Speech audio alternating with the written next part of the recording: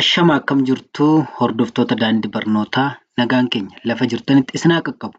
Guyyaa irraa kan ammoo barnoota afaan Oromoo keessaa kanan isiniif qabadheen dhufeen jiru barnoota afaan Oromoo jechoota sagalee gabaabaa barreessuu kan jedhu isiniif qabadheen dhufeen jira. Jechoota sagalee gabaabaa qaban.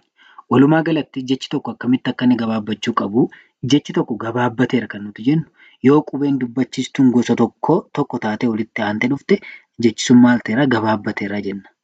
Kanaafi namoonni maatii daandii barnootaa hin taane yuutuubii kanarraatii barnoota yeroo yerootti isiniif gadhiifamu argachuudhaaf maatii daandii barnootaa ta'a. Sabiskiraayib, sheer, foloo gochuudhaan maatii keenya ta'a isiniin jenna. Akkasuma namoonni biyya ambaa teessanii, biyya keessas teessanii namoonni karaa waasaappii, karaa imoo, karaa zuumii, karaa telegiraamii, karaa feesbuukii akkasuma karaa sooshaal miidiyaa garaagaraa namoonni barachuu barbaadan lakkoofsa bilbilaa fuula iskiriinii kanarratti argamu kanaan nuu bilbiltanii akka gaariitti barataa kamiyyuu qubeerraa kaasnee hanga inni barreessuuf dubbisuu danda'utti ni barsiisna.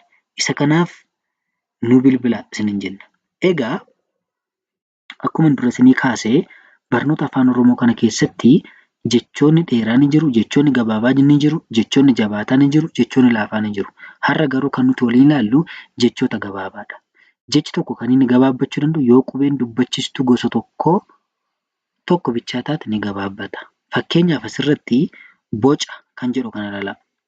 Boca kan jedhu kanarratti oon qubee dubbachiistuu tokko bichaa taatetti aanis qubee dubbachiistuu tokko bichaa taate. Kanaaf maal ta'eera gabaabbateera. Boca yoo jiru akkasuma sagalee keenya irratti illee yookaan arraba keenya irratti illee ni gabaabbataa jechuudha. Boca yeroo jedhu. Fide jedha kun. Fide yeroo jedhu iin qubee dubbachiistuudha tokko bichaadha.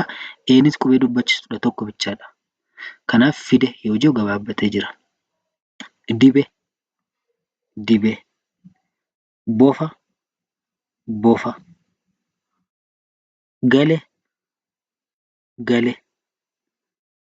Gola. Kuma. Nama.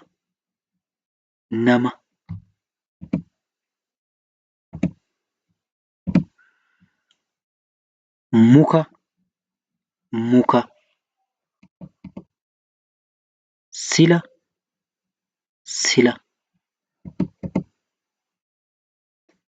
Qube.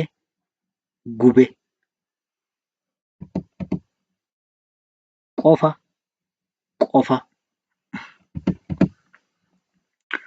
Lole.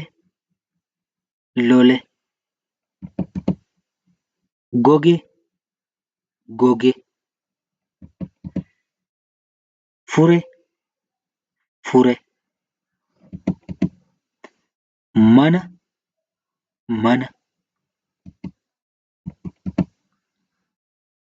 Gore.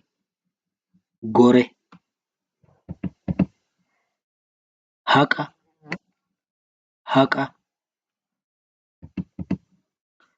Cabe. Fixe.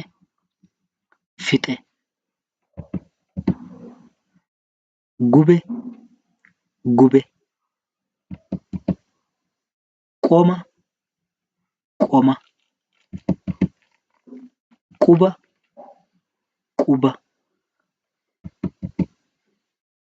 Lixe.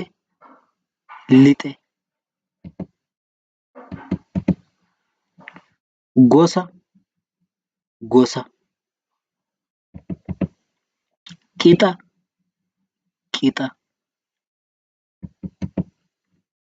Dibe.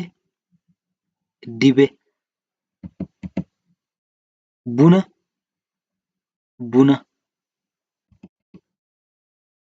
Bade. Kute. Lafa. Mala.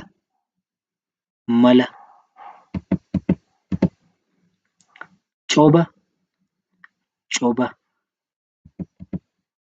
Muge.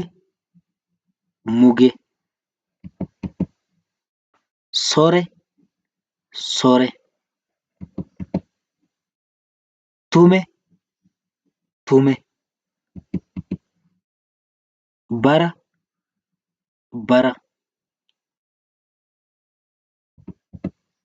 Soba, soba. Nuti, nuti. Mana, mana. Egaa hordoftoota keenya hanga torban mata duree haaraatiin wal arginutti nagaan nuuf turaa isiniin jenna.